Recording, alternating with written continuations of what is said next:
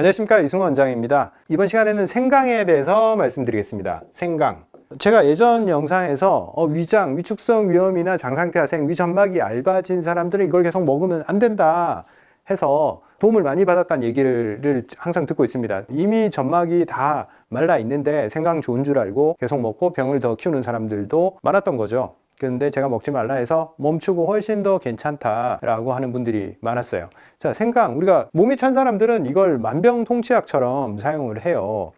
굉장히 우수한 약재입니다. 이 생강이 어떻게 해서 이렇게 몸이 찬 사람들을 따뜻하게 만들고 소화기가 냉한 사람들, 소화가 안 되는 사람한테 어떤 식으로 도움을 주는지 말씀드리자면 말초혈관 운동을 증가시켜요. 그래서 말초혈관 쪽으로 운동이 증가되면 말초 쪽으로 혈액이 더 많이 가겠죠. 혈액 증가해서 혈액이 증가했으니까 온도가 올라가겠죠. 그래서 최종적으로 혈액이 와서 온도가 올라가는 데까지 영향을 미치고 있는데, 보일러를 생각하면 돼요. 집안에 우리 온돌방 실제로 이렇게 시공하는 거 보면 안에 호수가 이렇게 물이 지나가는 호수가 이렇게 촘촘하게 깔려 있죠. 그리고 모세혈관도 큰 혈관에서 와서 이렇게 촘촘하게 분지가 돼서 다시 정맥으로 빠져나간단 말이에요. 이렇게 촘촘한 사이사이에 세포들이 다 존재를 하는 거고, 그래서 세포 각각의 영양분, 혈액, 수분 이런 것들을 공급을 하겠죠. 그리고 세포가 영양분과 수분을 받아서 산소와 함께 이 에너지 작용이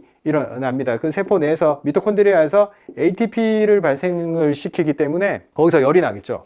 열이 나니까 세포가 일단 혈액을 많이 받고 뭔가를 활동을 하면 몸이 따뜻해지게 돼 있어요. 단순해요. 세포가 뭘 하든지 간에 혈액 공급 양만 어쨌건 늘리면 몸은 따뜻해지게 돼 있습니다. 생강은 여기서 어디에 작용하냐면 이 모세혈관, 말초혈관들이 활동을 잘하게, 움직임도 잘하고, 그리고 좁아져 있는 부분을 좀 확장을 시키고, 그래서 생강을 많이 먹으면 이렇게 혈관이 이렇게 붉어집니다. 발그레해지고, 색깔이 허여멀건했던 사람들이 모세혈관이 확장이 되면서 좀 발그레해지는 경향이 있어요. 열이 올라온다는 거죠. 근데 이게 근본적으로 취약점이 있어요. 이론상 생강 자체에 혈액의 재료가 될 만한 물질이 들어있냐라는 문제를 먼저 생각해 봐야 돼요. 생강은 이런 혈관의 운동성을 조정을 하지만 그 자체가 혈액의 재료가 될 만한 좋은 성분을 많이 갖고 있지는 않아요. 그래서 내가 이미 물질적으로 좀 여유가 있고 좀 다 잘 가지고 있는 사람이 생강을 일시적으로 딱 먹어줬을 때 굉장히 면역력도 증가되면서 질병을 잘 이겨내요. 우리가 건강한 사람이 감기 초반에 생강을 먹으면 말초혈관이 확장되면서 체온이 올라가고, 이거 뭔가 이 바이러스에 대한 저항력이 강해지면서 감기가 빨리 떨어지는 걸 많이 느끼셨을 거예요. 근데 그 건강할 때 내가 혈액이든 뭐든 재료를 충분히 가지고 있을 때 생강의 도움으로 빠르게 내가 타겟으로 하는 위치까지 혈액을 공급해줘서 문제를 해결해 버리는 거죠. 혈액이 덜 들어가는 부위로 공급량을 늘려주니까 고마워, 나 이거 잘 써서 문제 해결할게 하고 이렇게 작동이 된 거죠. 근데 만성질환자는 이런 방법이 먹히지를 않아요. 만성적으로 질환이 생겼다 하는 것은 몸에 이미 재료가 많이 고갈이 됐고 진액을 생성해내는 능력이 떨어져 있어요. 그래서 재료 자체를 소화기를 통해서 받아들이거나 생성해내거나 간에 합성하거나 이런 능력이 많이 부족하단 말이에요. 그래서 이미 재료가 고갈이 돼서 세포들이 기능이 떨어진 단계인데, 단순히 말초 혈관만 확장해주고 혈류만 많이 보내준다. 그러면 뭐예요? 여기에 좋은 것들이 안 들어있는데. 그래서 자꾸 확장만 되고 공급량은 느리는데 세포는 기능이 지속적으로 향상되는 게 아니고 자꾸 이렇게 늘어난 공급량에 반응하기만 하는 거예요. 그래서 생강에 의해서 말초 쪽 점막 부분에 혈류량이 증가만 하고 재료가 공급이 안 되고 열 반응, 미열이 계속 발생한다. 이게 궁극적으로 계속되면 어떤 현상이 일어나냐면 점막이 건조해지는 현상. 왜? 혈류가 계속 공급되고 열은 발생하는데 좋은 게 계속 안 들어와. 그러면 말라버려요. 열이 지속적으로 발생하는 걸로 인해서 생강을 오래 먹은 사람들 내시경으로 이렇게 촬영을 해보면 빨갛빨갛한 점들이 굉장히 많이 생겨 있어요. 작은 혈관들이 터졌다는 얘기예요. 혈액이 계속 공급이 되는데 좋은 혈액으로 이렇게 분비물들을 만들어내지는 못하고 혈관만 계속 부담을 줘서 그 혈관이 파손이 되는 거예요. 그래서 이 점점점점점 이렇게 반점들이 막 생기고 속이 따갑다, 그때부터 그런 표현들이 생기기 시작하는 겁니다. 생강을 먹었을 때 체온을 높여주고 몸을 따뜻하게 해주고 냉했던 부분의 문제를 해결해주는 굉장한 장점이 있지만, 재료가 공급되지 않는 만성질환들, 고령이나 저체중인 사람들, 이런 경우에 지속적으로 사용했을 때 진액을 더 고갈시키는 문제가 발생할 수밖에 없다, 필연적으로. 그럼 반대로 젊고 일시적이고 그리고 과체중인 사람들, 이런 사람들은 훨씬 더 장기간 복용하거나 해도 좀 괜찮아요. 다만 이런 사람들이라도 몸이 좀 냉한 사람들한테 훨씬 더 잘 맞고, 몸이 뜨겁고 열이 나고 막 덥다, 그런 사람들은 어차피 생강에 의해서 열이 계속 주어지면 염증이 많아지는 현상이 생기기 때문에 이런 조건이 좋더라도 냉한 조건이 훨씬 더 중요합니다. 일단 열이 많고 냉하지 않은 사람들은 생강을 쓰지를 않는 게 더 좋습니다. 염증을 더 조장할 수밖에 없어요. 자, 그러면 생강은 어떤 증상이나 어떤 사람들한테 쓰면 좋을까요? 첫째, 위장이 냉한 사람들. 위가 냉할 때는 위가 차갑기 때문에 위가 작동이 떨어져요. 그래서 부역감, 메스꺼움, 지난 시간에 말했던 백출이랑 비슷해요. 백출은 수분을 빨리 진행을 시키는 역할을 해서 수분이 많이 몰려있는 것을 빨리 건조화시켜서 정신을 차리게 만드는 거고, 생강은 혈류를 증가시켜서 온도를 올리는 역할로 해서 진행 상황을 빠르게 만들어서 냉한 부분들이 작동할 수 있게 그렇게 만들어줍니다.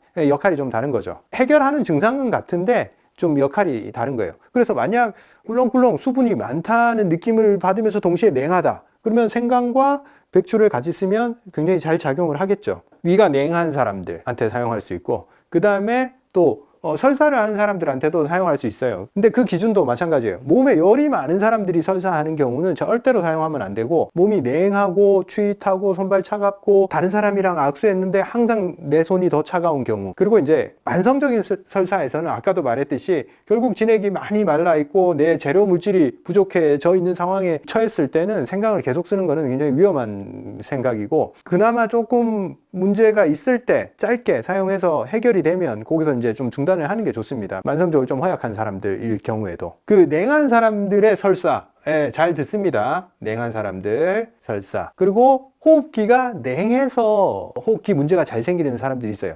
찬바람만 세면 기침, 감기, 콧물도 이제 누런 콧물이 아니라 허연 이 맑은 콧물이 줄줄 흐르는 차가운 그 성향의 비염이라든지 감기 증상에 생강을 쓰면 온도가 떨어지고 혈액이 부족해진 호흡기 쪽으로 혈액이 많이 들어옴으로 인해서 그 바이러스랑 싸울 수 있는 재료 물질이 많이 공급이 되겠죠. 그래서 열도 올리면서 그 안에 있는 바이러스랑 더 싸워내면서 이겨낼 수가 있는 거예요. 그래서 급성 감기인데 조금 냉체질인 사람들한테는 아주 잘 듣습니다. 그리고 사람들 중에서 날 것을 먹었을 때 설사를 잘 하는 사람들, 그리고 체온이 떨어졌을 때 설사하는 사람들, 이런 사람들은 그럴 때마다 생강을 먹어주면 그 상황을 모면할 수가 있어요. 온도를 빨리 올려주기 때문에. 근데 이런 조건들에 맞춰서 생강을 복용해야 되는데 생강 좋으니까 먹으면 좀 좋은 것 같아 라고 해서 증상도 없는데 계속 주구장창 먹는다, 그럼 문제를 만들게 됩니다. 평상시에 그렇게 계속적으로 쓸 만한 식품 수준의 그런 게 아니에요. 생강은 굉장히 약성이 강하고 성향이 강하기 때문에 계속적으로 사용하기에는 좀 조심해야 된다, 이걸 알고 사용을 해야 됩니다. 자, 정리하겠습니다.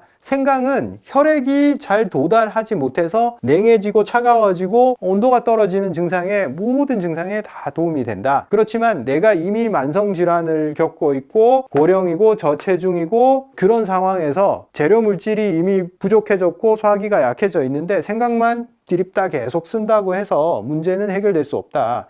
그래서 이 생강을 일시적으로 사용해서 증상을 모면한 다음에는 재료 물질을 공급해줘서 내 몸에 진액이 다시 쌓이게 하는 게 훨씬 더 중요하다. 그래서 우리가 위축성 위염이나 장상폐하생 같이 만성질환으로 진단 나오는 그런 위장병에는 생강을 사용하지 않는 게 좋다. 그리고 역류성 식도염도 만성 질환으로 들어가는 어떤 초입 단계예요. 그래서 역류성 식도염에도 생강을 사용하면 안 됩니다. 그때부터는. 제가 생강에 대해서 대략적으로 정리를 해드렸는데, 그래도 나는 먹으면 될까 안 될까 이게 궁금한 분들이 많으실 거예요. 그런 분들은 댓글로 본인의 상황을 명확하게 해서 질문을 해주시면 제가 답변을 확실히 상세하게 말씀드릴 수 있습니다. 증상 몇 가지 나열하고 저 이거 먹어도 돼요? 라고 물어봐도 제가 대답을 할 수 없어요. 어떤 정도의 체중 상황, 건강, 나이라든가 내가 내 몸의 전반적인 상태를 표현을 해 주셔야지 본인한테 맞는지 안 맞는지 제가 추천도 드릴 수 있고 그렇습니다. 그리고 제가 영상을 올린 날이나 그 다음날 질문을 해 주시면